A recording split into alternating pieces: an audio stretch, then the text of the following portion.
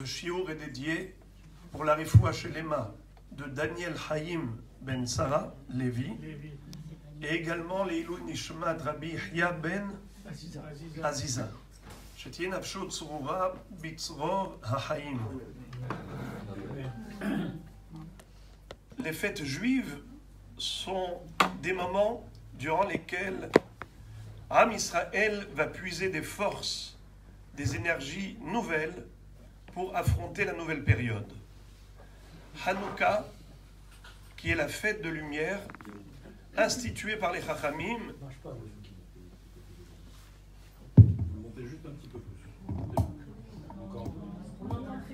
Vous entendez? Bon.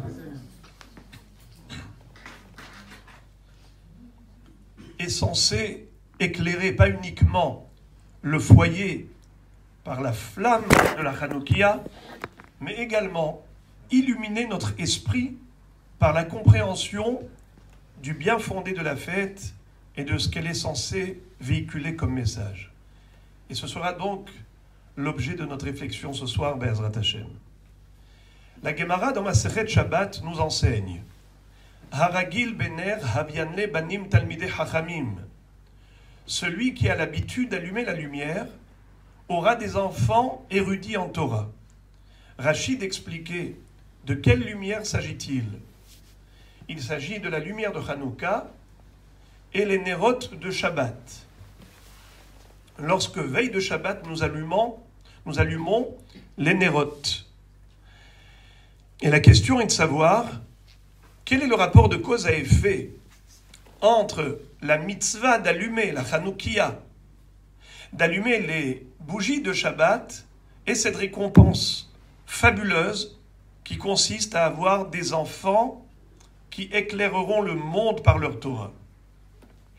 On sait que toute récompense est directement liée à la mitzvah qui est à l'origine de ce salaire. Il y a toujours un rapport de cause à effet. Alors on voudrait essayer de comprendre quel rapport y a-t-il entre cette mitzvah de l'allumage de la Hanoukia, des nérots de Shabbat, et cette chance d'avoir des enfants érudits. Certes, le pasouk que Rashi cite nous donne déjà une ébauche de réponse. Le pasouk dit ainsi Ki ner mitzvah vetora or. Ner mitzvah, la mitzvah que l'on accomplit en allumant le ner, ça va engendrer le or de la Torah, la lumière de la Torah. Ça, c'est un pasouk. Mais ce qu'on voudrait comprendre, c'est au niveau rationnel, comment est-ce que cela fonctionne. Pourquoi le ner de Shabbat et de Hanouka permettent d'éclairer le foyer avec la lumière de la Torah.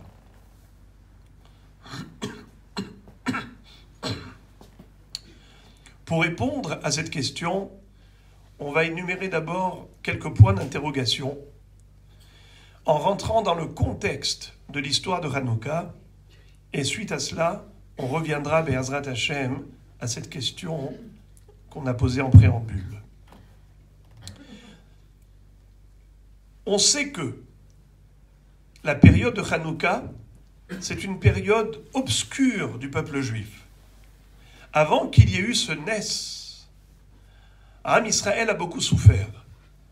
Les Grecs étaient venus carrément en Eretz Israël. Ils ont dominé les Juifs dans leur pays. C'est très spécial comme galoute. On était en galoute en Israël. D'habitude, les exils, c'est lorsqu'on a été extradé de notre pays, chassé. Alors que là, on était en Israël et les Grecs étaient venus.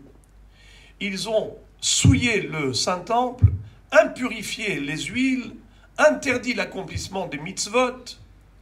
Ils ont condamné à mort ceux qui les pratiquaient. Principalement, ils ont interdit l'accomplissement de 3 mitzvot. L'observance du Shabbat, la sanctification du Rosh Chodesh et la circoncision, la Brit Mila. Et la question est de savoir pourquoi est-ce qu'ils se sont attaqués spécialement à ces 3 mitzvot alors qu'on en a 613. Et le Midrash va dire également que Cette période, pourquoi est-ce qu'elle s'appelle obscure? Pour rappeler le pasouk inversé dans la Genèse, dans Bereshit, qui nous décrit la création du monde. Le pasouk dit ainsi: Ve'haaretz haïta tohu vavohu ve'choshech al pene tehom. Et la terre était tohu bohu. L'obscurité planait au-dessus des abîmes. Alors, tohu, bohu, choshech, tehom, ça fait allusion aux 4 exils que le peuple juif va subir. Galout Bavel, Paras Umadai, et Galout Yavan et Galout Edom.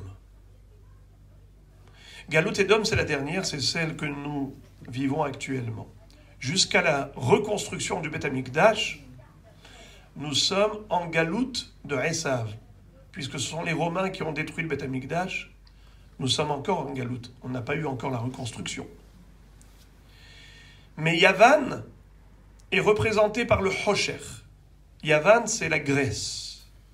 Ils sont représentés par le mot Choshech, l'obscurité. C'était l'obscurantisme que cette civilisation a voulu nous imposer. Ils nous disaient que il ne fallait plus croire en Dieu. Ils nous ont imposé d'inscrire sur des cornes de bœuf que nous, Juifs, déclarons que nous n'avons aucune part en la divinité. Pour le dire en hébreu, Amrou lahem, ils ont dit aux Juifs, Kitvu lachem al keren ashor, inscrivez sur des cornes de taureau, she'en lachem helek be'elohe Israël, que vous n'avez aucune part dans la divinité.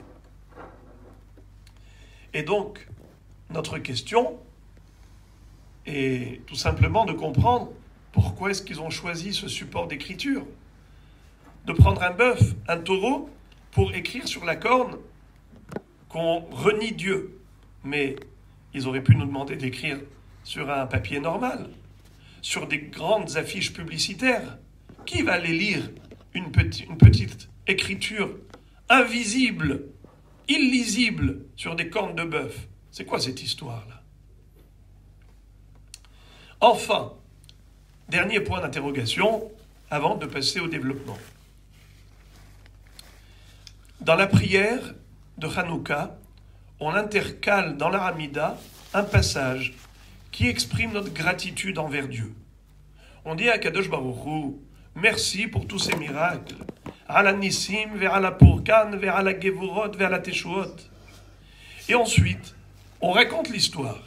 Bimé Matatiaou ben Yochanan Kohen Gadol Hashmonaï ou Banav, Ksheramda Alem Malchut Yavan Arsha'a, Ala Amecha Israël, לשכחם תורתך ולהעבירם מחוקי רצונך ואתה ברחמך הרבים עמדת להם בעת צרתם רבת את דריבם דנת את דינם נקמת את נקמתם מסרת גיבורים ביד חלשים רבים ביד מעטים ורשעים ביד צדיקים טמאים ביד טהורים וזדים ביד עוסקי תורתך.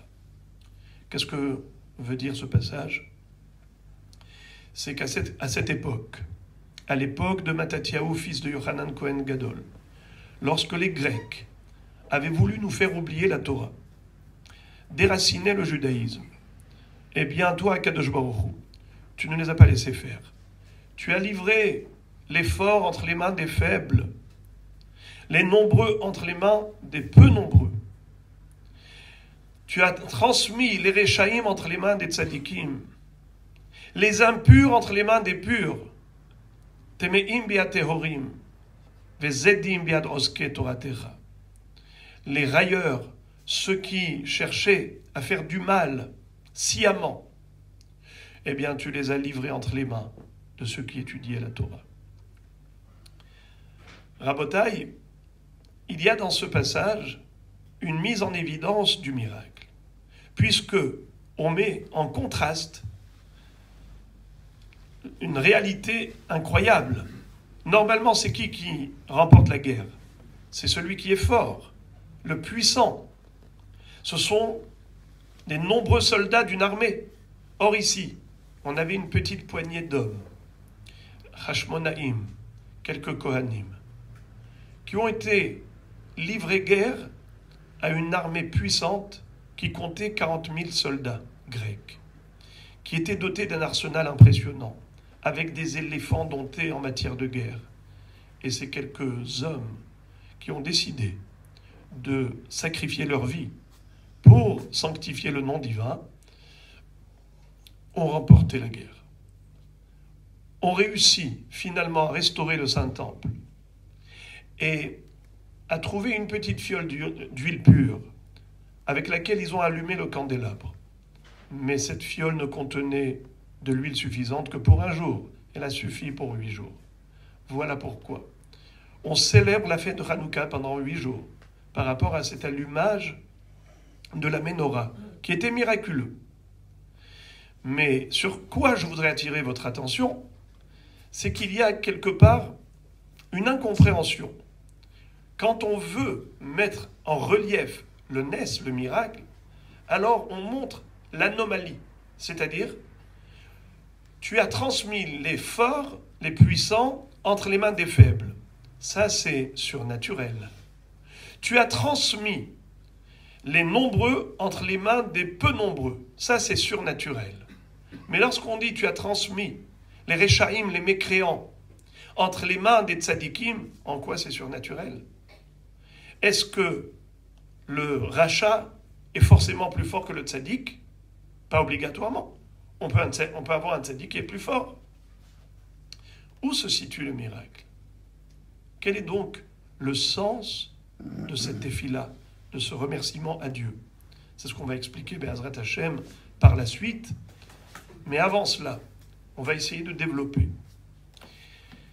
cette idée que les Yévanim, quand ils ont demandé aux Juifs de prendre un bœuf et d'inscrire sur ses cornes qu'ils reniaient Dieu, qu'ils n'avaient pas de part en la divinité. Pourquoi est-ce qu'ils ont choisi le bœuf?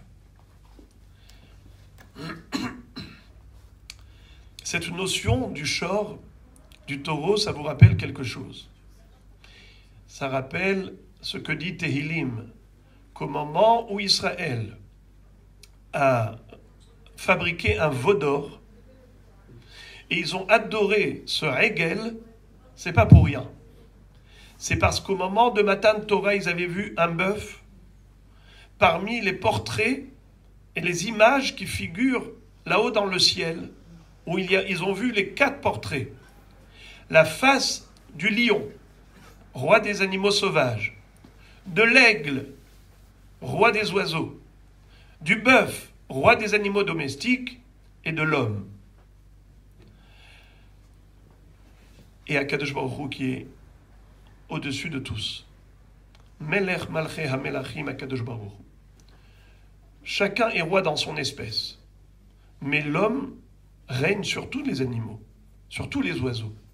C'est la domination que Dieu a donnée à l'être humain, sur les minéraux, les végétaux, les animaux. Mais au-dessus de l'humain, il y a Dieu, qui est le roi des rois. Melech Malchei HaMelachim Akadosh Baruch Hu. Figurez-vous qu'au moment de Matan Torah, quand Akadosh Baruch Hu est descendu avec son char céleste, Am Israël a vu le portrait du bœuf, du taureau. Et ils ont dit, on voudrait fabriquer le veau d'or à l'image du bœuf.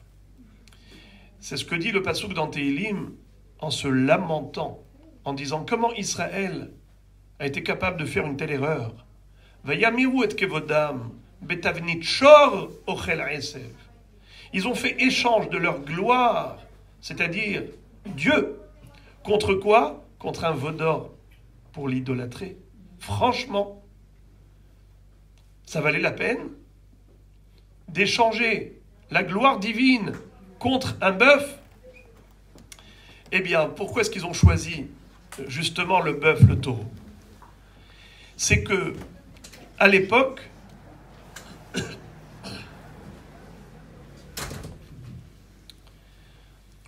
le plus étonnant,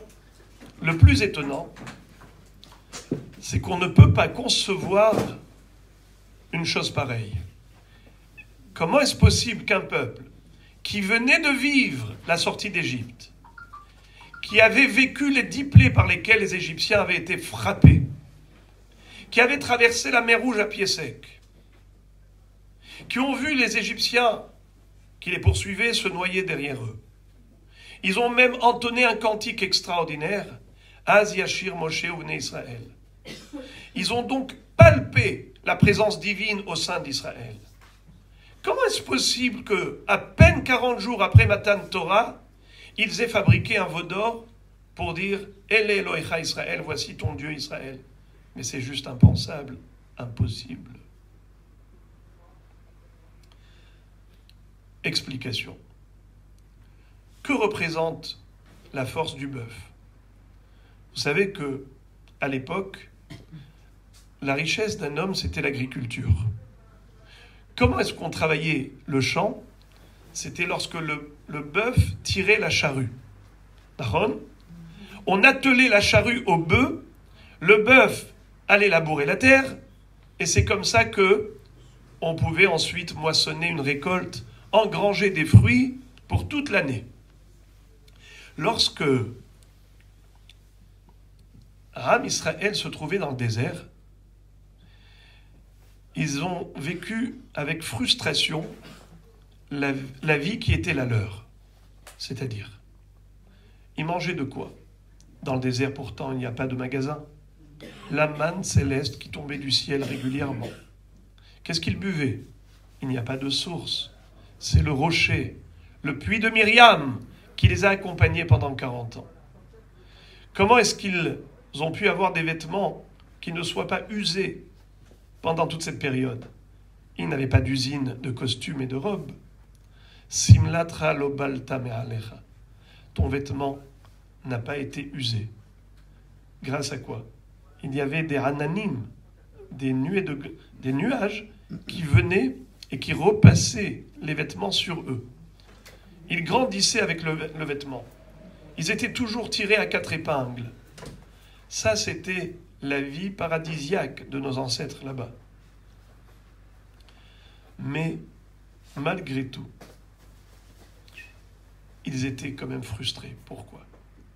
La Gemara, dans Masechet Yoma, nous raconte un débat qui a eu lieu entre Rabbi Shimon Bar Yochai et ses élèves. Les élèves ont demandé à Rabbi Shimon Bar Yochai pourquoi Dieu envoyait la manne tous les jours. Il aurait dû envoyer la manne une fois par an, qu'ils aient de quoi manger pour une longue période. Le Rav répond à quoi cela ressemble? À un roi qui donnait un chèque annuel à son fils. Le prince venait une fois par an pour recevoir le chèque. Son papa lui disait « Mais mon fils, je t'ai langui. Azizi, je t'ai langui. Pourquoi est-ce que je ne te vois pas ?» Il dit « Papa, je suis toujours occupé. » Tu es occupé, il n'y aura plus de chèque. Tu vas venir tous les jours. Tu vas recevoir ta petite ration. Et là, tu vas voir si tu es occupé ou pas. Tous les jours, le fils venait pour recevoir le chèque. Le papa était content de croiser son fils.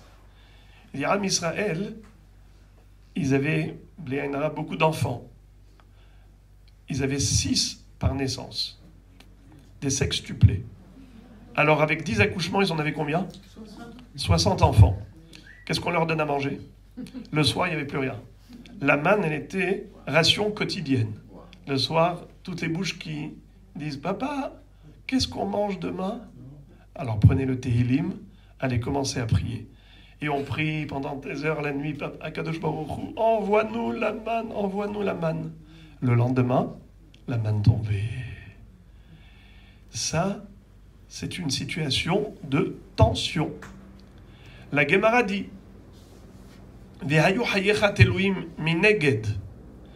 ta vie sera suspendue face à tes yeux. De qui on parle? De celui qui compte sur le pain du boulanger. Celui qui compte sur le boulanger.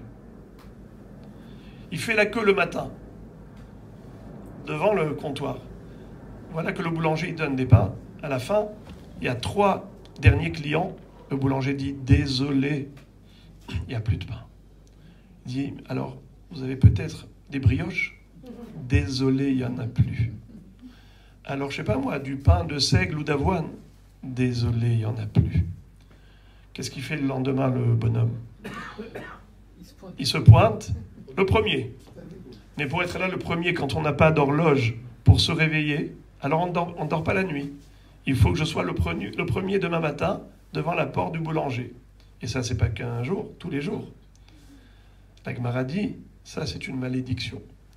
Vehayu hayecha teluim mineged. Ta vie, elle est suspendue face à tes yeux. Pourquoi? Parce que tu comptes sur le pain du boulanger, tu ne sais pas s'il va en avoir. Il n'y a qu'une seule boulangerie dans le village. Am Israël dit, mais nous, tous les jours, il faut qu'on prie. Alors, est-ce que c'est une bénédiction ou une malédiction? Ça dépend de l'homme. Si tu as compris que c'est en fait un appel de Dieu, juste pour que tu pries, ben c'est une bracha. Akadosh Baruch Hu veut un contact avec toi. Il te met dans des situations délicates pour te pousser à la prière, parce qu'il veut te voir tous les jours. Il veut entendre ta voix. Il t'apprécie. Il te met dans cette situation. Mais le peuple juif n'a pas su apprécier justement cette situation. Ils vont dire à Akadosh Baruch Hu, maître du monde, tu peux gérer le monde de deux façons, de manière naturelle et de manière surnaturelle. C'est-à-dire quoi de manière naturelle? Eh bien qu'on ait un pays comme tout le monde, qu'on ait des champs agricoles comme toutes les nations du monde, qu'on puisse avec nos bœufs tirer la charrue, labourer la terre, semer, moissonner, récolter, engranger, et on a dans la grange pour toute l'année. Là, on est tranquille. Quand ils ont fabriqué le bœuf, c'était quoi ce veau d'or? Le veau, c'est le bœuf qui tire la charrue. Et c'est quoi l'or? Parce que quand tu commercialises ces fruits, tu gagnes de l'or. Alors ils ont dit, on veut le veau qui produit de l'or. Mais on le sait que c'est toi, Dieu, qui donne la réussite. On ne remet pas l'intervention divine en cause. On est profondément convaincu et persuadé que notre parnassa dépend de toi. Nous, on va travailler, nous, on va semer, mais qui envoie la pluie? Qui fait que la terre produit? C'est Dieu. Ça, Am Israël a reconnu. Mais simplement, ils ont exprimé leur volonté d'être gérés naturellement, plutôt que de manière surnaturelle, avec la manne qui tombe du ciel et le puits de Myriam, les nuées de gloire. Ils ont dit à Kadosh Baruch Hu, on ne veut pas de cette vie, on veut d'une vie naturelle. Mais c'est toi qui nous donnes tout ce dont on a besoin naturellement. Qu'est-ce que font les Grecs? Les Grecs vont dire, inscrivez sur les cornes de bœuf que vous n'avez pas de part en la divinité. C'est-à-dire, cette histoire-là de dire que c'est Dieu qui a créé le monde et c'est lui qui envoie la réussite, car c'est lui qui gère la nature, eh bien ça on n'y croit pas et on vous impose à vous juifs de renier Dieu. Il n'y a que la nature. Elle est cyclique, mais elle est surtout autonome. Elle ne dépend d'aucun créateur. La nature a toujours existé, elle s'auto-gère. Et donc, c'est la raison pour laquelle ils interdisent le Shabbat. Ils interdisent l'observance du Shabbat. Car le Shabbat, pourquoi nous, Juifs, on l'observe? Les Shameru Béné Israël est à Shabbat. Pourquoi? Ki sheshet yamim asa Hashem et hashamayim et haaretz ubayom hashevi'i Shabbat va'inafash. C'est une profession de foi. On déclare aux yeux du monde que nous sommes profondément convaincus et nous y croyons de tout cœur que Akadosh Baruch Hu a créé l'univers tout entier. En 6 jours, le 7e jour, il a cessé la création. Ça, c'est contraire à la culture grecque. Mieux encore, ils interdisent le Rosh Chodesh. Pourquoi? Rosh Chodesh est à l'origine des fêtes. Les fêtes juives dépendent du Rosh Chodesh. C'est quand Pessah? Le 15 Nissan. C'est quand Sukkot? Le 15 Tishri. C'est quand Shavuot? 50 jours après Pessah. Et Pessah lui-même dépend de Rosh Chodesh. Car si tu ne sais pas c'est quand le début du mois, tu ne sauras pas c'est qu'en le milieu du mois. Vous savez comment ça se passait dans le Beth Amikdash, la sanctification du Rosh Chodesh? Il y avait 2 témoins qui avaient vu la lune réapparaître. Car la lune, elle a un parcours de 29 jours, 12 heures et 793 particules d'une heure. Ensuite, la lune, après avoir régressé, pendant 15 jours, elle disparaît. Pendant 6 jours, on ne la voit plus. Elle s'éclipse totalement. Après 6 heures, elle réapparaît. C'est le petit croissant de lune. À ce moment-là, les témoins visuels qui ont vu la néoménie, qui ont vu la réapparition de la lune, ce qu'on appelle Molad Alevana, la renaissance de la Levana, viennent au Beddin le lendemain et ils témoignent. Sur la base de cette déposition, le Beddin va dire « Mekoudash, Mekoudash ». Le Rosh Chodesh est fixé et sanctifié. Désormais, à partir de ce jour-là, on peut compter 1, 2, 3 jusqu'à la date de la fête, que ce soit Pessah ou Sukkot. Quand ils ont interdit la fixation du Rosh Chodesh, ils ont voulu porter atteinte même aux fêtes juives. Car les fêtes juives, c'est antithèse grecque. Pourquoi? Pourquoi nous, on observe les fêtes? Pessah, c'est pour rappeler que quoi? La sortie d'Égypte. Ça veut dire que, non seulement que Dieu a créé le monde, c'est ce que Shabbat exprime, mais Yom Tov, Zecher Litziat Mitzrayim, ça démontre que Dieu intervient dans l'histoire. Ça démontre que Akadosh Baruch Hu maîtrise la nature et il modifie ses règles en fonction du besoin de ses enfants. Hachem peut faire en sorte que l'eau devienne du sang pour l'Égyptien et reste de l'eau pour le Ben Israël. Si l'Égyptien paye le prix du sang, paye le prix de l'eau au Ben Israël, eh bien, même l'Égyptien aura de l'eau pour boire. C'est comme ça d'ailleurs que les Ben Israël se sont enrichis. Quand il lui disait combien coûte la bouteille, il dit 100 000 shekels. Ça ne va pas? Eh bien, tant qu'il ne payait pas les 100 000 shekels, ça restait du sang. Il lui volait la bouteille d'eau, ça devenait du sang. C'était le juif qui fixait le prix. Ils ont su en profiter. Eh bien, Rabotaï, qu'est-ce qui va se passer? Lorsque nous célébrons la fête de Pessah, nous célébrons les fêtes juives, qu'est-ce qu'on veut dire par là? On veut dire que non seulement qu'Akadosh Baruch Hu a créé le monde, mais il continue de le gérer. C'est pas comme une horloge. Elle a été fabriquée par le fabricant, mais maintenant, la montre, elle tourne toute seule, sans l'intervention de celui qui l'a créée. Le monde, c'est pas comme ça. À chaque instant, Dieu intervient. S'il arrête d'alimenter, de donner l'énergie et la vie, il n'y en a plus. De ce fait, les Yevanim ont voulu empêcher les Juifs d'observer le Shabbat et de sanctifier le Rosh Chodesh pour annuler toutes les fêtes juives qui véhiculaient cette idéologie comme quoi le monde est dépendant de Dieu. Le monde a été créé par Dieu et c'est lui qui continue de donner la vie et qui fait fonctionner la nature.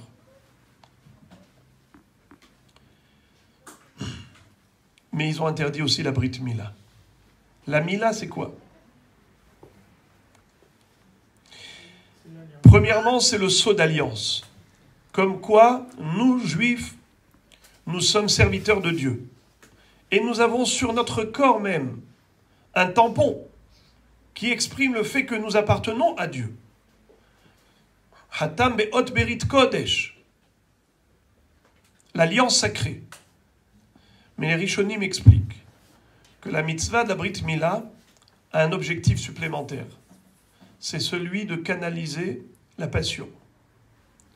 Justement, le membre qui pourrait entraîner l'homme à toutes sortes de déviations, de dérives, de débauches, eh bien, pour qu'il sache que Akadosh Baruch Hu a donné cela pour pérenniser le genre humain, pour la procréation, et donc il faut savoir mettre des limites.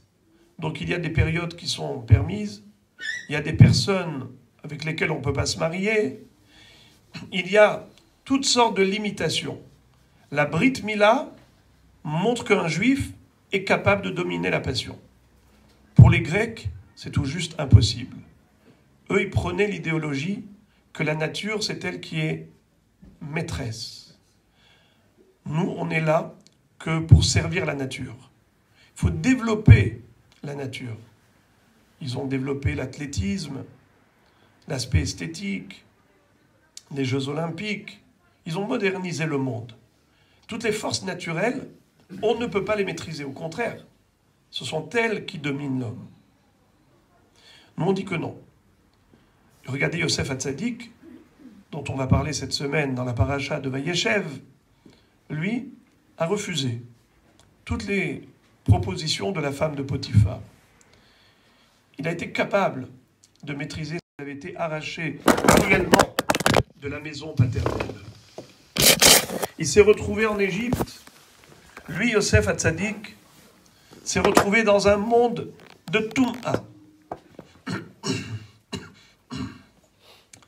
Il avait toutes les circonstances atténuantes pour justifier n'importe quel comportement négatif. Il n'a pas cherché de prétexte. Lui va dire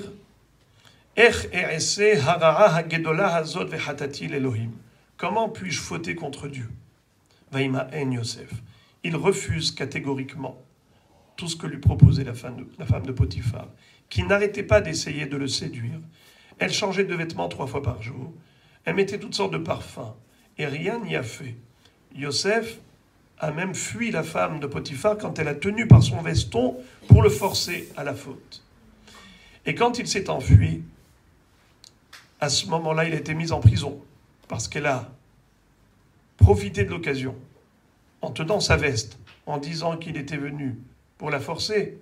Elle a renversé la vapeur. Il a souffert pendant 10 ans, 12 ans dans un cachot égyptien.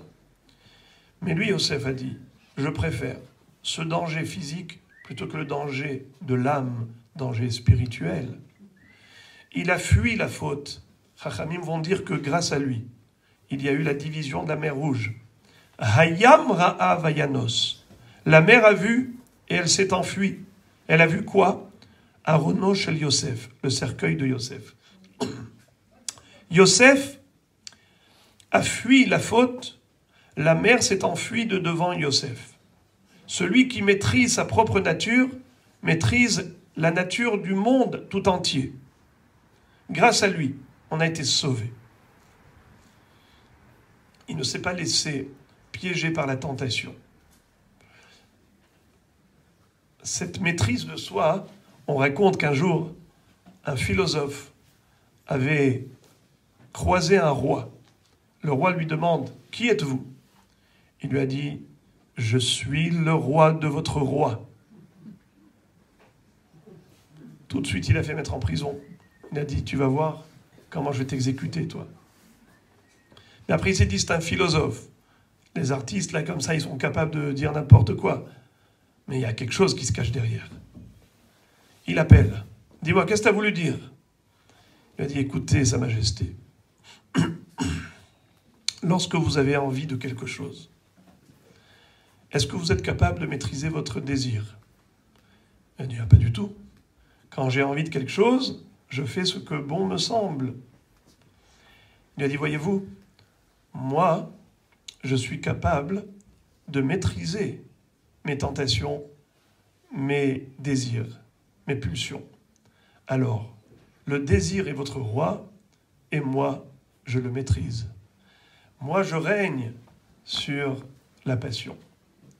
Je suis roi de mon désir. » Alors, les Grecs, ils interdisent la Mila, comme pour dire, mais ça ne va pas, il n'est pas question d'accepter, d'admettre que l'être humain a une capacité qui relève de la force spirituelle de maîtriser sa nature physique. Mais non, pas du tout. La nature, il faut la développer, parce que de toutes les façons, elle est implacable. Ça a été ce qu'on appelle une guerre idéologique entre le peuple juif et le peuple grec. Ça a duré 52 ans. À quel moment ce combat idéologique a trouvé son issue?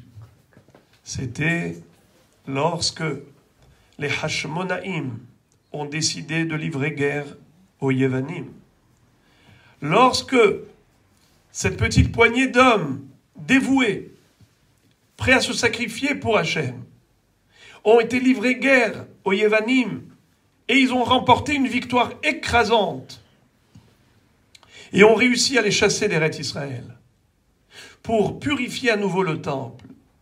Cette guerre-là, au niveau militaire, a mis fin à la guerre idéologique.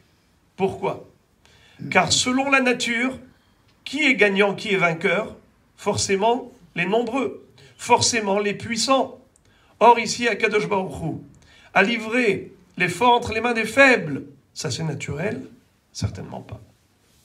Les nombreux entre les mains des peu nombreux. Ça c'est naturel? Certainement pas.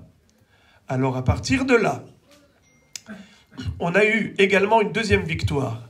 Et cette fois-ci, d'ordre idéologique. Masarta Reshaim Beyat Tzadikim Temeim Beyat Tehorim. C'est qui a gagné maintenant? C'est les Tzadikim. Oh, combien ils avaient raison. Oh oui, qu'ils avaient raison. Quand ils avaient dit que la nature a été créée par Dieu et c'est lui qui la gère continuellement. Et quand il veut, il peut modifier les règles de la nature en faveur de ses enfants. C'est bel et bien ce qui s'est passé. En effet, les enfants d'Israël ont vaincu une armée qui était invincible, qui était évidemment beaucoup plus importante que cette petite poignée d'hommes.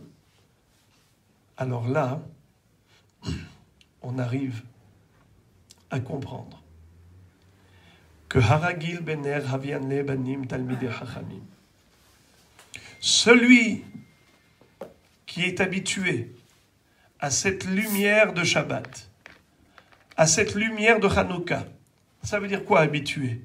Peut-on s'habituer à allumer la lumière de Hanouka toute l'année? Évidemment que non. Pourquoi on nous parle de Haragil Bener? On parle d'une habitude de développer la flamme de la Emouna, la lumière de l'esprit, la lumière de la sagesse. C'est cela.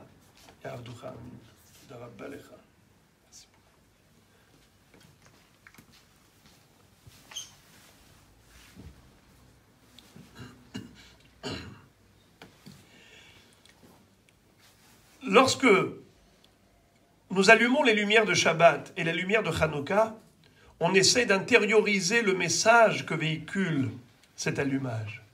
On ne va pas éclairer que le foyer physiquement parlant, mais on va éclairer notre esprit avec cette compréhension. Écoutez quelque chose de très fort. Le Maharal de Prague nous dit que les Yévanim, selon la Gemara, ils ont impurifié toutes les huiles qui se trouvaient dans le Hechal. Pour reprendre le terme précis de la Gemara, quand elle parle du Beth Amikdash, elle parle du Hechal. Il y avait dans le Beth Amikdash 2 endroits. Il y avait plutôt 3 endroits. Les Hazarot, le Hechal et le Kodesh HaKodashim. Le parvis, l'enceinte du Beth Amikdash et le Saint des Saints. L'endroit le plus sacré du monde, là où le Kohen Gadol rentrait une fois par an, c'était le jour de Kippour. Écoutez bien ce que la Gemara nous raconte. Toutes les huiles étaient impures, parce que les Yévanim les avaient souillées volontairement, sciemment. On a réussi à trouver une fiole d'huile, laquelle? Hatum bechotamo shel Kohen Gadol, scellée avec le sceau, le tampon du Kohen Gadol. Pourquoi celle-là, ils n'ont pas impurifié? Maharal dit quelque chose d'extraordinaire. Il dit, si vous observez, vous allez constater que le mot Yavan, qui veut dire Grèce, la Grèce, Yud, c'est 10, Vav, 6, Nun, 50. En tout, ça fait combien?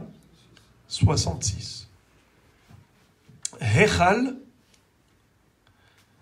He, 5, Yud, 10, Chaf, 20, Lamed, 30. En tout, 65. Les Yevanim, Yavan, a impurifié toutes les huiles qui étaient dans le Hechal. C'est comme ça que la Gemara nous raconte. Ça veut dire que Yavan a dominé Hechal. Hechal égale 65, Yavan égale 66. Ça veut dire que c'est encore plus fort, plus grand, un chiffre plus important.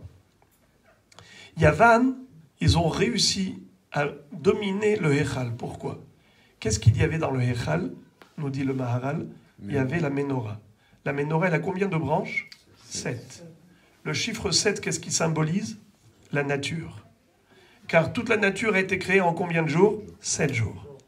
Vaïchal Elohim bayom ha-shevi'i melarto asher asa. En 7 jours, Dieu a tout créé.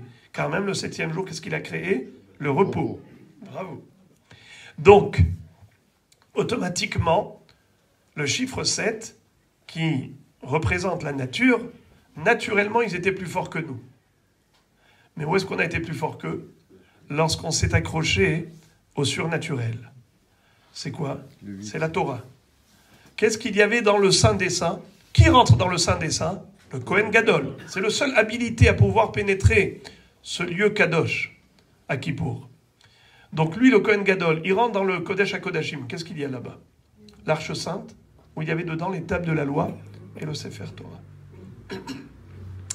Ils n'ont pas pu dominer l'huile et la souiller, l'impurifier, parce que cette huile-là, elle était protégée par celui qui est plus fort qu'eux. C'est qui? Le Kohen Gadol. Car le Kohen Gadol, il va puiser sa force de la Torah qui est à l'intérieur. Écoutez ce qu'il dit. La Torah a été donnée quel jour par rapport à la sortie d'Égypte? Le 50e jour. Il y a 49 jours du Homer. Shavuot, c'est quand? Le matin de Torah, c'est quand? Le 50e. Donc 50, c'est 7 fois 7, 49, et le 50e arrive un de plus. Yavan, c'est 66, Echal, 65. Eux, ils étaient plus forts que nous dans le Echal. Mais nous, on était plus forts qu'eux dans le Kodesh HaKodashim. Parce que dans le Kodesh HaKodashim, ce n'est plus les règles de la nature, c'est le surnaturel qui domine. Preuve, écoutez quelque chose de fort. Combien mesurait la largeur du Kodesh HaKodashim, le Saint des Saints? Mesurait combien? 20 coudées. Qu'est-ce qu'il y avait à l'intérieur? L'Arche Sainte. Combien elle mesurait? 2 coudées et demi de long. Donc normalement, 20 moins 2,5, qu'est-ce qui reste? 17,5.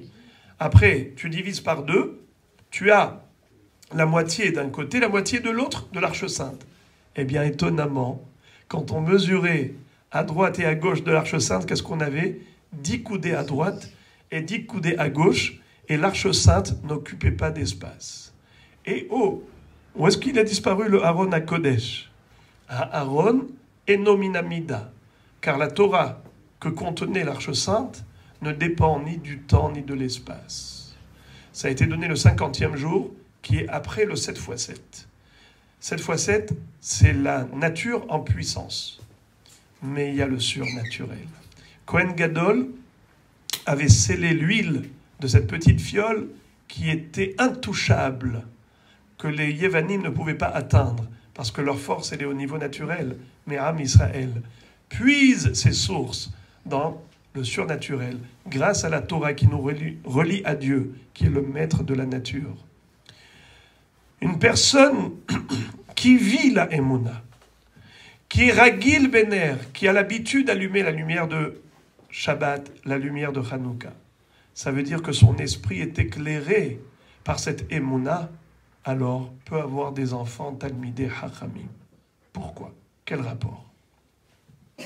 Des enfants érudits en Torah, parce qu'il va les élever dans des conditions qui prêtent à cette évolution. Qu'est-ce qui se passe lorsque les jeunes se posent la question, ils ont une occasion unique qui leur est proposée, une promotion. Ils sont mutés vers des lieux excentrés où il n'y a pas de communauté juive. Il n'y a pas de possibilité de manger cachère. Il n'y a pas de synagogue et de Beth Midrash.